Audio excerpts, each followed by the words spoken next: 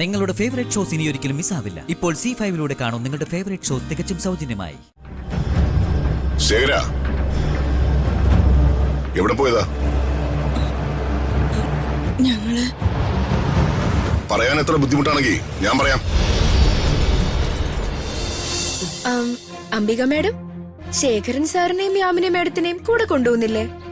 അവരും ഇവിടെ ഉണ്ടല്ലോ. ശേഖരനും യാമിനിയോ ഇവിടെയോ? എന്നിട്ട് പൂജ നടക്കുന്ന സമയത്തൊന്നും കണ്ടില്ലല്ലോ. അവരെ അകത്തുണ്ട്, ഞാൻ വിളിക്കാം. ശേഖരൻ സാറേ, യാമിനി മേഡം.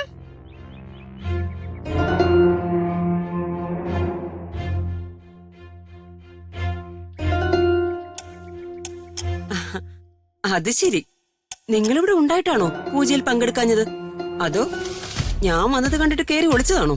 ചേച്ചി, എന്തിനാ നിങ്ങൾ എന്നെ ഇത്രയും പേടിക്കുന്നത്? ഞാൻ നിങ്ങളെ വല്ലതും ചെയ്തോ? അമ്പി ചേച്ചി, ദയവ് ചെയ്ത് ഞങ്ങൾ ഇവിടെ വന്ന കാര്യം പ്രതാപേട്ടനോട് പോയി പറയരുത്, പ്ലീസ്. ഞാൻ എന്തിനു പറയണം? നിങ്ങളെപ്പോലെ തന്നെ ഞാനും ഇവിടെ വന്നതല്ലേ. എനിക്ക് ഋതികയോട് സ്നേഹമുള്ളത് കൊണ്ട് ഞാനിവിടെ വന്നു. അതുപോലെ തന്നെ ഋതികയോട് നിങ്ങൾക്കും സ്നേഹമുള്ളത് കൊണ്ടല്ലേ നിങ്ങൾ ഇങ്ങോട്ട് വന്നത്. എന്തായാലും നിങ്ങൾക്കും എന്നെപ്പോലെ തന്നെ ഋതികയോട് സ്നേഹമുണ്ടെന്ന് എനിക്ക് മനസ്സിലായി. അത് മതി. നിങ്ങൾ യാത്രയൊക്കെ പറഞ്ഞിട്ട് വാ, ഞാനങ്ങോട്ട് ഇറങ്ങുവാ. ശരി.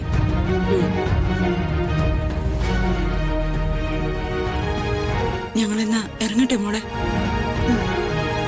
ശരി ചെറിയമ്മ, ഒരു കാര്യം പറയാനുണ്ട്. അമ്മായി ഇത് അച്ഛനോട് പറയും. ഇനിയിപ്പൊ എന്ത് ചെയ്യും? എന്തായാലും വീട്ടിലേക്ക് പോയാലേ പറ്റൂ. എന്താ സംഭവിക്കാൻ നോക്കാം.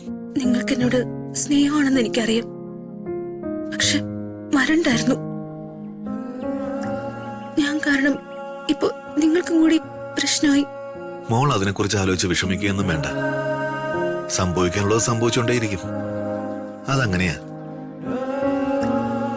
മോള് സന്തോഷത്തോടെ ഇരിക്കെ. ഞങ്ങൾക്ക് അതാണ് വേണ്ടത്, അല്ലേ അമ്മിനി? അതെ, പോട്ടെ മോളെ. പറ്റുമ്പോഴേക്കും ഞങ്ങൾ വരാം. ശരി. ശരി രാജു, പോട്ടെ. അല്ല, ഞാൻ കൊണ്ടുവിടാം. ഏയ് വേണ്ട രാജു, ഞങ്ങൾ പോയിക്കോളാം. ശരി എന്നാ. ശരി, പോട്ടെ മോളെ. രാജു. ശരി സാറേ. വാ മോളെ.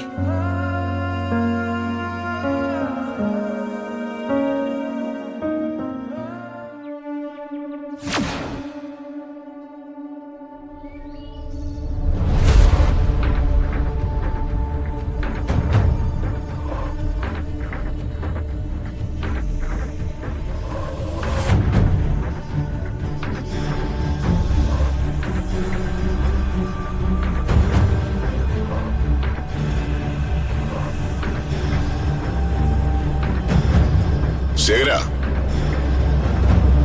എവിടെ പോയതാ? ഞങ്ങള് പറയാൻ എത്ര ബുദ്ധിമുട്ടാണെങ്കിൽ ഞാൻ പറയാം. അത് ചേട്ടാ, ഞങ്ങൾ ഋതുമോളെ കാണാൻ പോയി. അവിടെ അവരുടെ മംഗളപൂജകൾ. ഋതുമോളെ കാണാൻ?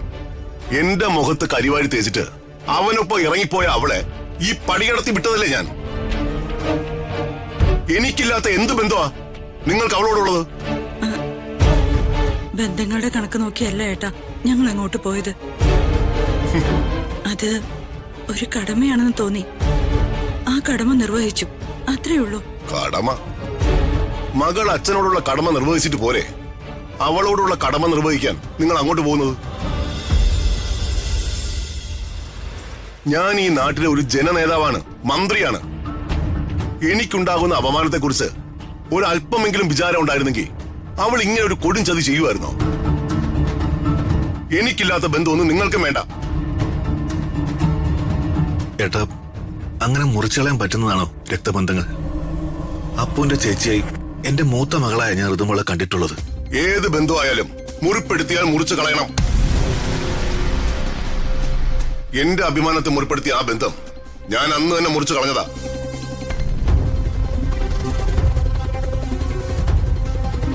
ആ ബന്ധം തുടരാൻ നിങ്ങൾക്ക് ആഗ്രഹം ഉണ്ടെങ്കിൽ പോകാം, അങ്ങോട്ട് പോകാം. പക്ഷേ മടങ്ങി വന്നേക്കരുത്. ഏട്ടാ, അവിടെ പോയത് ഞങ്ങള് മാത്രമല്ല, അംബികേച്ചി അവിടെ ഉണ്ടായിരുന്നു.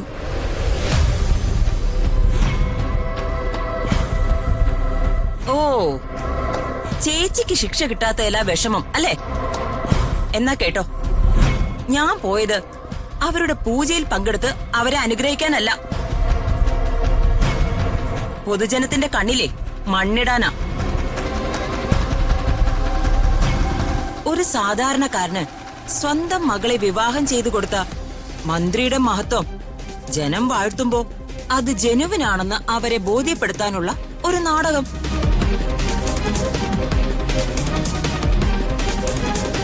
അതായിരുന്നു എന്റെ സന്ദർശനത്തിന്റെ ഉദ്ദേശം.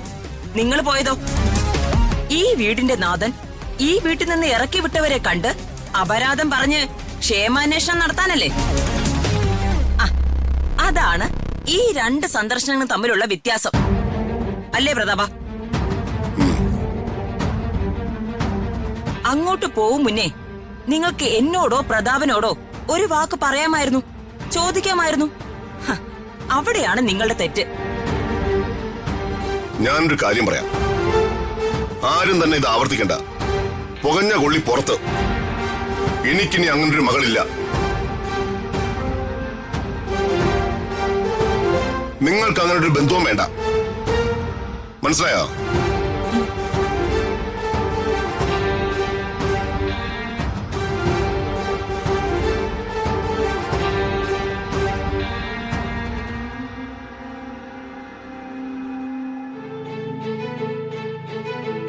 വാ മോളെ.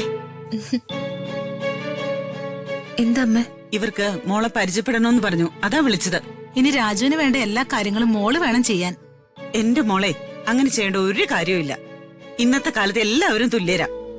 അടുക്കള പണി ചെയ്യണോന്ന് ഇവിടെ ആരും നിർബന്ധിക്കില്ല. അതൊക്കെ ചെയ്യാനേ ഇവിടെ കുറെ പേരുണ്ട്. നമ്മുടെ കാലമൊന്നും അല്ല ഇത്. അല്ല രാധേ, മോളുടെ കൈപ്പുണ്യം ഒന്ന് അറിഞ്ഞാ കൊള്ളാം. എന്താ വേണ്ടെന്ന് പറഞ്ഞാ ഞാൻ ഉണ്ടായിക്കൊണ്ട് വരാം. ഇന്ന് നല്ലൊരു ദിവസമാണല്ലോ, ഞങ്ങൾക്ക് പായസം ഉണ്ടാക്കി തന്നാ മതി. ശരി, ഞാനിപ്പോ കൊണ്ടുവരാം.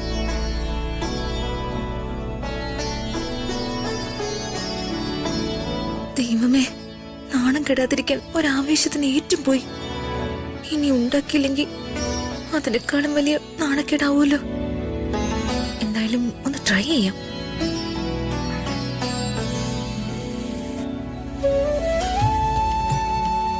ഇവള് പായസം ഉണ്ടാക്കുവാണോ അതോ കട്ടൻ ചായ ഇടുവാണോ? എന്ത് കുന്തമായാലും കുടിക്കുന്നവർ ആശുപത്രിയിലാകാതിരുന്നാ മതി.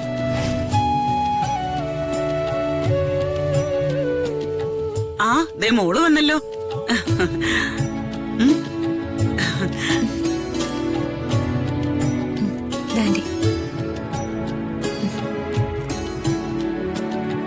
കുടിക്കേ. ഡൗൺലോഡ് ചെയ്യൂ C5 ആപ്പ്. കാണൂ എല്ലാ എപ്പിസോഡുകളും സൗജന്യമായി.